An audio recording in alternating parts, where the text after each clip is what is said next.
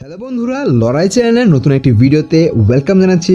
বন্ধুরা, আজ আমরা এই ভিডিওর মাধ্যমে জানতে পারবো সার্টার এবং ঘোস্ট রাইডার দুটি মনস্টার যখন একে অপরের সাথে লড়াই করবে, এই লড়াইতে কে জিতবে সেটা সম্পর্কে জানতে পারবেন ভিডিওটি সম্পূর্ণ দেখলে।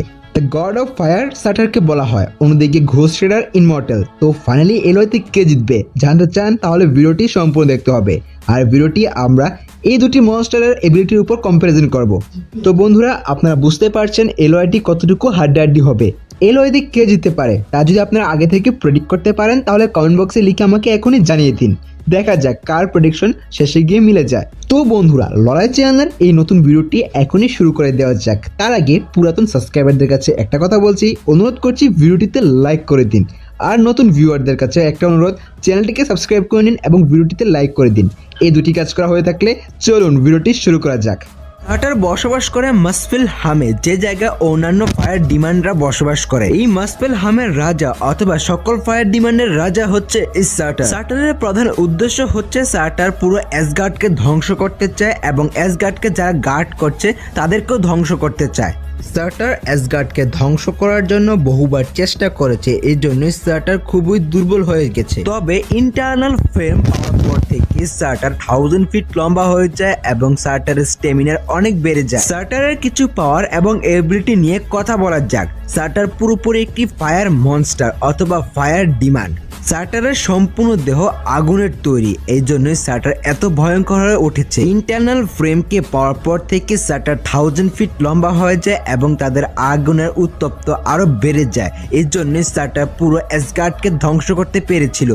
সার্টারের দেহের তাপমাত্রা এত বেশি যে এই দেহের তাপমাত্রা দিয়ে পৃথিবীর অ্যাটমসফিয়ারকে অনায়াসে ধ্বংস করে দেওয়া যাবে। যেহেতু সার্টার আগুনের তৈরি, তার ফলে সার্টার আগুনকে কন্ট্রোল করতে পারে এবং আগুন দিয়ে বিভিন্ন রকম ওয়েপেন ক্রিয়েট করতে পারে। এটি একটি তাদের ইউনিক এবিলিটি। সার্টারের কাছে একটি তলোয়ার রয়েছে, এই তলোয়ারটি সার্টার চাইলে বড় এবং ছোট করতে পারবে নিজের মন মর্জি মতন। তাছাড়া এই সার্টার এই তলোয়ারের সাহায্যে আগুন বের করতে পারবে, যার মাধ্যমে থরকে প্রায় তো হারিয়ে দিয়েছিল। সার্টার যখন নর্মাল ফর্ম অথবা দুর্বল ছিল তখন সার্টারের কাছে যথেষ্ট ক্ষমতা ছিল থরকে হারানোর এবং হেলাকে হারানোর। তার সত্ত্বেও সার্টার কিছুই করে। ইন্টারনাল ফ্লেম পাওয়ার পর থেকে সার্টার আগের তুলনায় হাজারো গুণ বেশি ভয়ঙ্কর এবং হাজারো গুণ বেশি শক্তিশালী হয়ে ওঠে।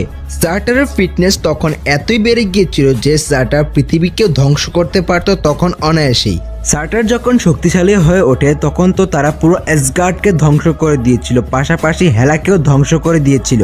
সার্টারের ডিউরেবিলিটির কথা যদি আসে তাহলে সার্টারের ডিউরেবিলিটি অনেকটাই থরের মতনই। হেলার দ্বারা সার্টারকে কতবার না বড় বড় ব্লেড দিয়ে আক্রমণ করেছিল, তার সত্ত্বেও সার্টারের কিছুই হচ্ছিল না। মুভিতে সার্টারকে ইনমর্টাল বলা হয়েছে, তার কারণেই সার্টারকে মারা বলতে গেলে অসম্ভব, তবে সার্টারকে হারানো বলতে গেলে সম্ভব। সার্টারের মুকুটটিকে যদি সার্টারের মাথা থেকে সরিয়ে দেওয়া হয় তাহলে সার্টার আগের ফর্মে এসে যাবে এবং অনেক দুর্বল হয়ে যাবে আগের তুলনায়। তো বন্ধুরা, এতক্ষণ তো আমরা সার্টারের সম্পর্কে কিছু তথ্য জানলাম, এখন আমরা জানবো ঘোস্ট রাইডারের সম্পর্কে। তার আগে সাবস্ক্রাইব করে নিন এবং ভিডিওতে লাইক করে নিন। দেখা যদি যায়, ঘোস্ট রাইডার অন্যান্য সুপার হিরোদের মতনই সুপার হিউম্যান ক্যাপাবিলিটি ওন করে, অর্থাৎ super human strength, super human durability, super human flexibility, super human reflexive, super human strength, super even healing factor, আরও অনেক কিছু ঘোস্ট রাইডারের কাছে রয়েছে। যদিও বন্ধুরা ঘোস্ট রাইডারের কাছে সুপার হিউম্যান স্ট্রেংথ রয়েছে, তার সত্ত্বেও ঘোস্ট রাইডার অতটাও পাওয়ারফুল নয়। তবে আমরা কমিক বুকে দেখতে পেয়েছিলাম ঘোস্ট রাইডার 20 থেকে 25 টনের কাছাকাছি ওজনের যে কোনো বস্তু তুলতে পারছিল। তবে বন্ধুরা, এই জায়গায় একটা পয়েন্ট রয়েছে, সেটা হচ্ছে আমরা একটা কমিক বুকে দেখতে পেয়েছিলাম ডক্টর স্ট্রেঞ্জ একটা কমেন্ট করেছিল, সেটা হচ্ছে ঘোস্ট রাইডার নিজের সকল সুপার পাওয়ার সুপার লেভেলে ব্যবহার করতে পারে না, তার হোস্টের পারমিশন লাগে। অর্থাৎ ঘোস্ট রাইডার যে মানুষ হোস্টে রয়েছে, সে হোস্টের চাইলেই ঘোস্ট রাইডার তার ইনফিনিট এবিলিটি ব্যবহার করতে পারবে, অর্থাৎ তাদের সুপার পাওয়ারের সর্বোচ্চ লেভেল ব্যবহার করতে পারবে। এবং তারা যদি সর্বোচ্চ লেভেল ব্যবহার করতে পারে তাহলে তারা এক হাত দিয়েই 100 টনের ওজনের যে কোনো বস্তু তুলতে পারবে। পরবর্তী যে এবিলিটিটা রয়েছে সেটা হচ্ছে সুপার হিউম্যান স্পিড এবং অ্যাজিলিটি, অর্থাৎ ফ্লেক্সিবিলিটি। ঘোস্ট রাইডার তার ফ্যালকনের সাহায্যে এতটাই দ্রুত চলাচল করতে পারে যেটা চোখে ধরা পড়ে। এর একটি প্রমাণ হচ্ছে আমরা কমিক বইতে দেখতে পেয়েছিলাম গড অফ থান্ডার থরের হ্যামারটাকে হাওয়ার মধ্যে ডজ করে দিয়েছিল ঘোস্ট রাইডার। শুধু ডজই করে নাই, বরং সেটাকে ধরেও ফেলেছিল। এতে করে দুটো জিনিস বুঝতে পারি, সেটা হচ্ছে তার রিফ্লেক্সিভ খুবই ভালো এবং তার এবিলিটি অর্থাৎ তার পাওয়ার খুবই পাওয়ারফুল। বন্ধুরা, ঘোস্ট রাইডারের কাছে হেল ফায়ার এবিলিটি রয়েছে। এই হেল ফায়ার এবিলিটির মাধ্যমে ঘোস্ট রাইডার যে কোনো মানুষকে অনায়াসে জ্বালিয়ে পুড়িয়ে ফেলতে পারবে। শুধু মানুষই নয়, এই আগুন দিয়ে একটি শহরকেও পর্যন্ত জ্বালাতে পারবে, বিশাল বড় বড় এক্সপ্লোশন করতে পারবে, আগুনের ঘূর্ণিঝড়ও তৈরি করতে পারবে। তাছাড়া আমরা কমিক বইতে দেখতে পেয়েছিলাম ঘোস্ট রাইডার এই হেল ফায়ার ব্যবহার করে নিজের এবিলিটি অর্থাৎ নিজের অস্ত্রগুলোকেও ধার দিচ্ছিল, অস্ত্রগুলোকেও পাওয়ারফুল করে ফেলছিল, অস্ত্রও তৈরি করছিল। আর এই হেলফায়ার দিয়ে তৈরি ওয়েপেন্স এবং ধার দেওয়া ওয়েপেন্সকে ব্রেক করা বলতে গেলে অসম্ভব হয়ে পড়ে, কারণ এরা হেলফায়ার দিয়ে তৈরি হয়েছে এবং হেলফায়ার দিয়ে ধার করা হয়েছে। তাছাড়া এই ওয়েপেন্সটি ছোট্ট আকারে সীমাবদ্ধ নয়, এই ওয়েপেন্সগুলোকে তারা বড় ছোট করতে পারবে। তাছাড়া এই ঘোস্ট রাইডার তাদের হেলফায়ার দিয়ে নিজের বাইকটাকেও মডিফাই করে ফেলেছে এবং ঘোস্ট বাইকে রূপান্তর করে ফেলেছে।